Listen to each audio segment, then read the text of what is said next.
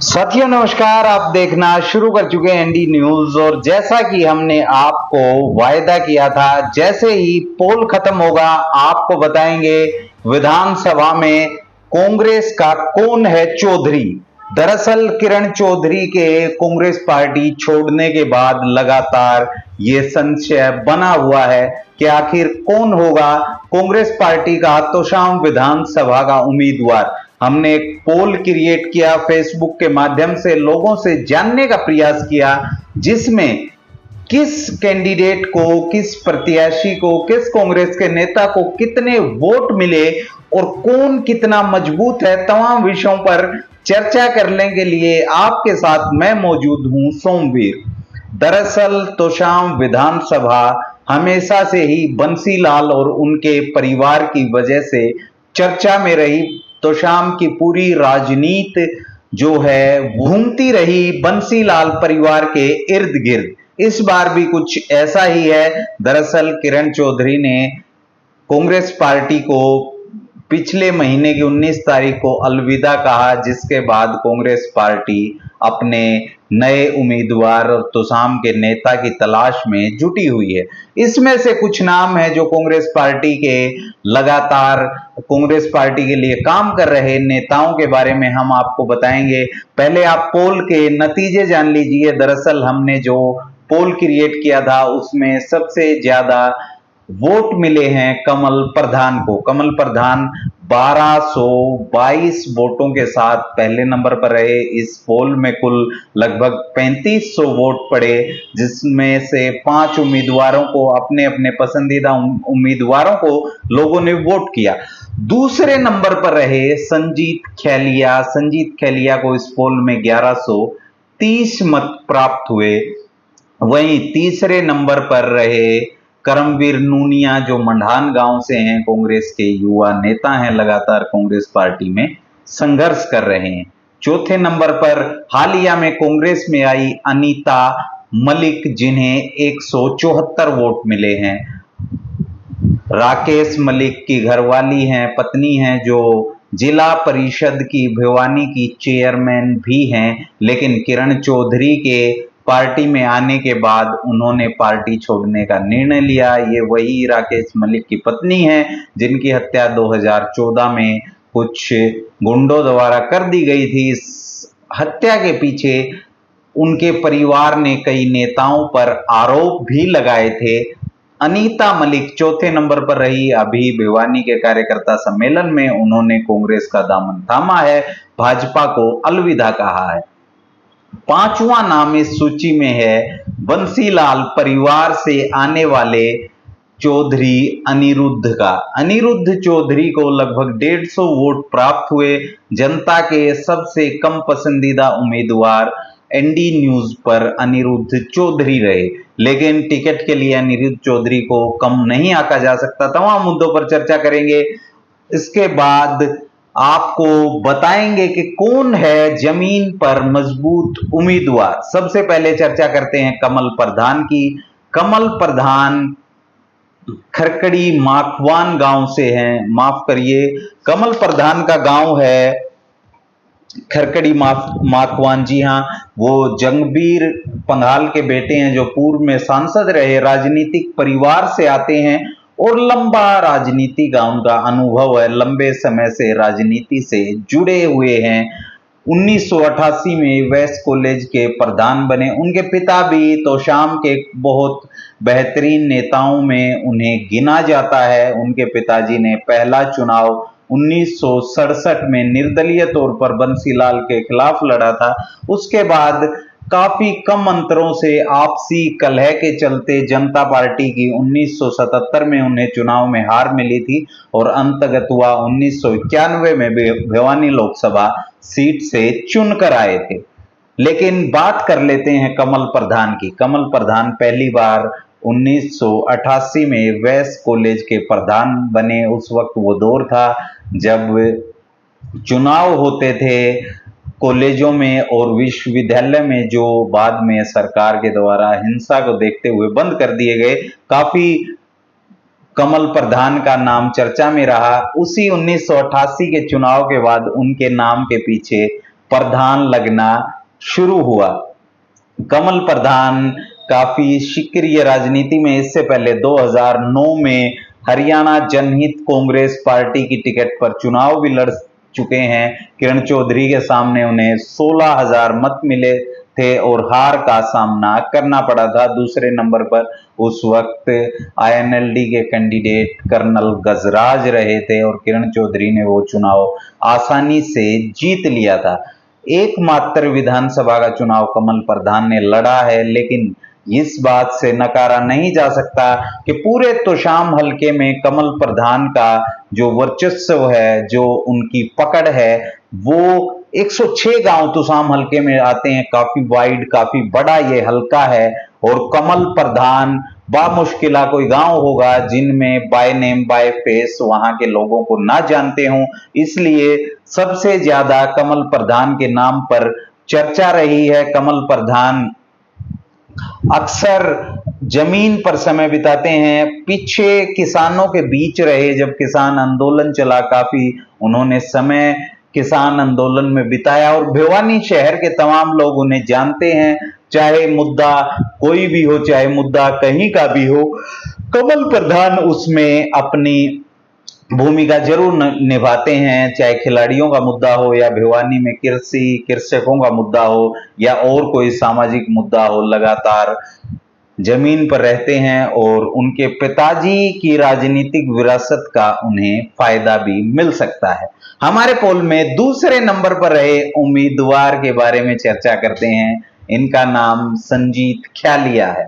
संजीत ख्यालिया को 1134 वोट प्राप्त हुए। काफी कम अंतर है, उनके लिए काफी लोगों ने वोट किए। संजीत ख्यालिया कौन है? संजीत ख्यालिया दरअसल हिसार में रहते हैं, चंडीगढ़ हाई कोर्ट में वकील हैं और इनकी चर्चा विधानसभा के लिए शुरू हुई।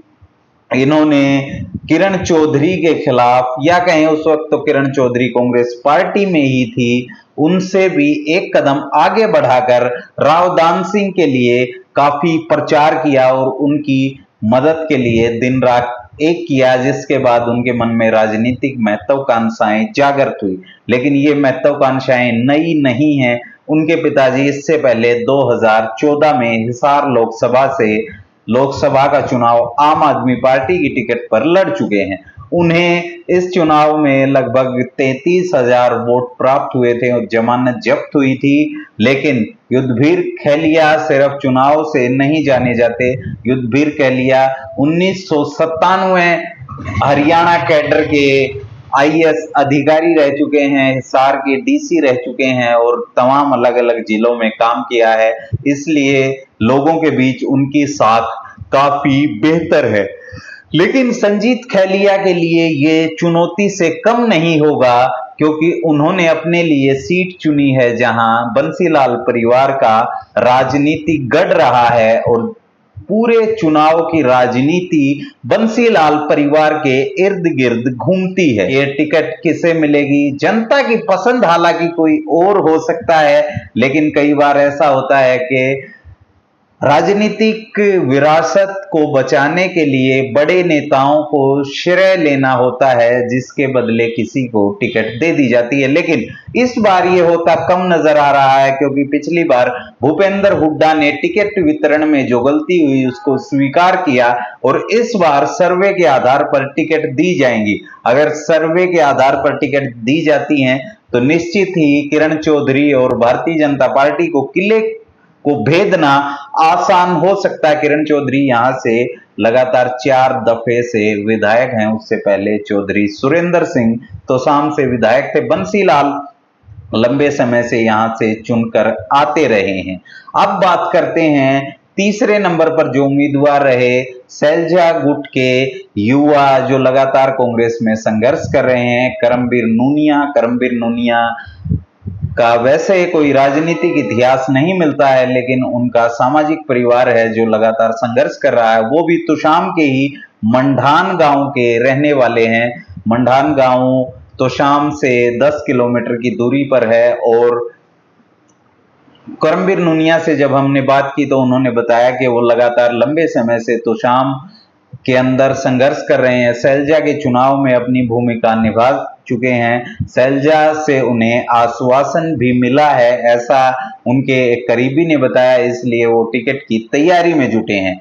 चौथा नाम है अनीता मलिक, जिसकी चर्चा बहुत ज्यादा है। अनीता मलिक दरअसल भिवानी जिला परिषद की मौजूदा चेयरपर्सन है। वो वार्ड 12 से चुन करके आई थी, जिसके बाद भारतीय जनता पार्टी के सहयोग से उन्हें जिला पार्षद की चेयरमैन बनाया गया था। हालांकि किरण चौधरी के भारतीय जनता पार्टी में आने के बाद उन्होंने भारतीय जनता पार्टी को छोड़ने का निर्णय लिया।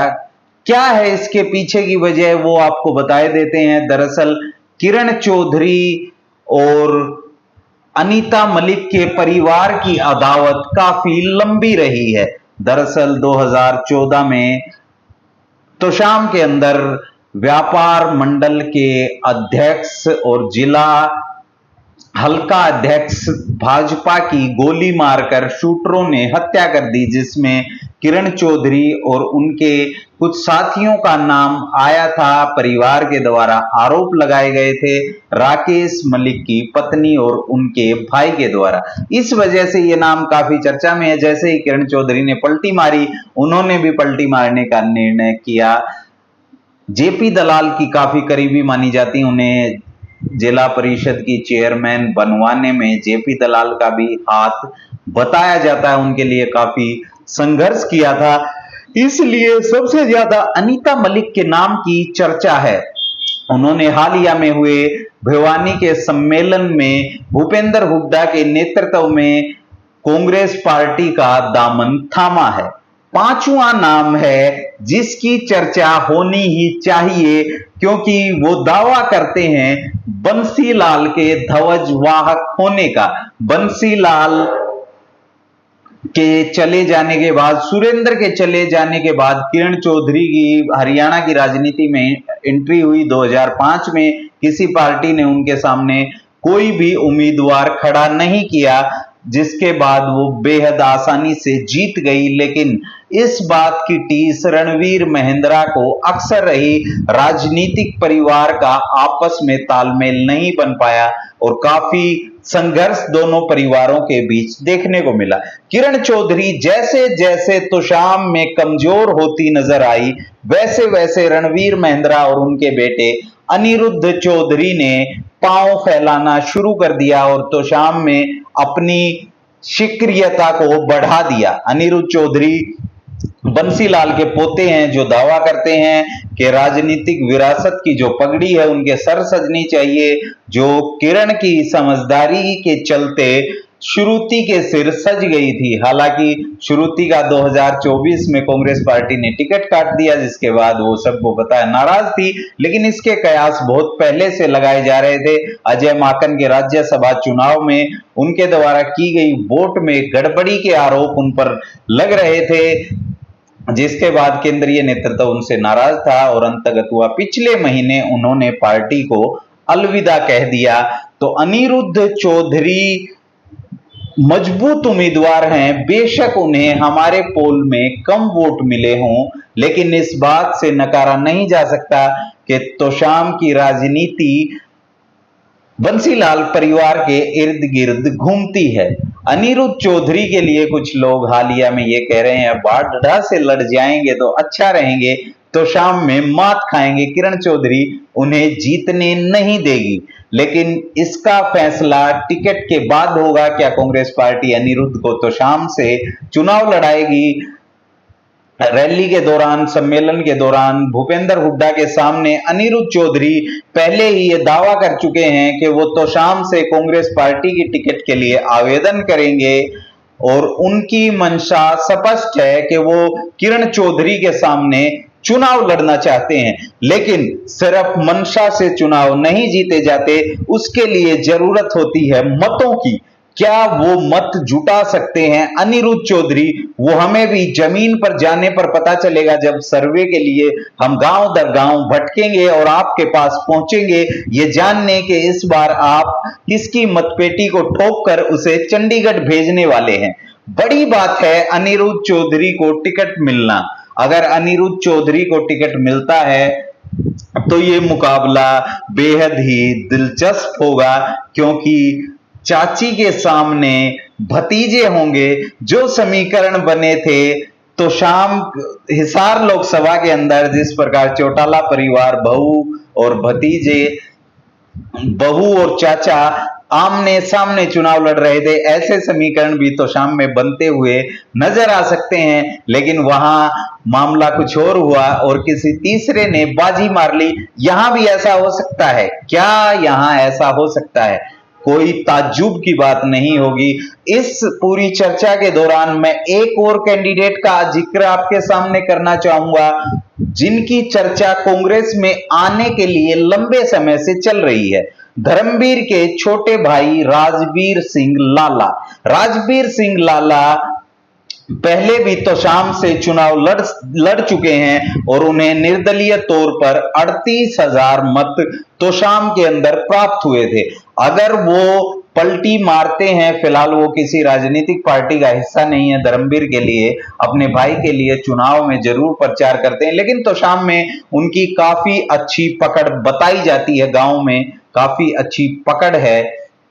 तो अगर वो पलटी मारते हैं तो किरण चौधरी के लिए भी ये चुनौती भरा होगा, क्योंकि राजवीर लाला के भी गांव दर गांव कार्यकर्ता हैं, गांव दर गांव उनके समर्थक हैं। तो राजवीर लाला भी इस चुनाव में महत्वपूर्ण भूमिका निभा सकते हैं। तो साथियों, आप किस कैंडिडेट को सबसे ज्यादा पसंद करते हैं वो हमें कमेंट बॉक्स में जरूर बताएं।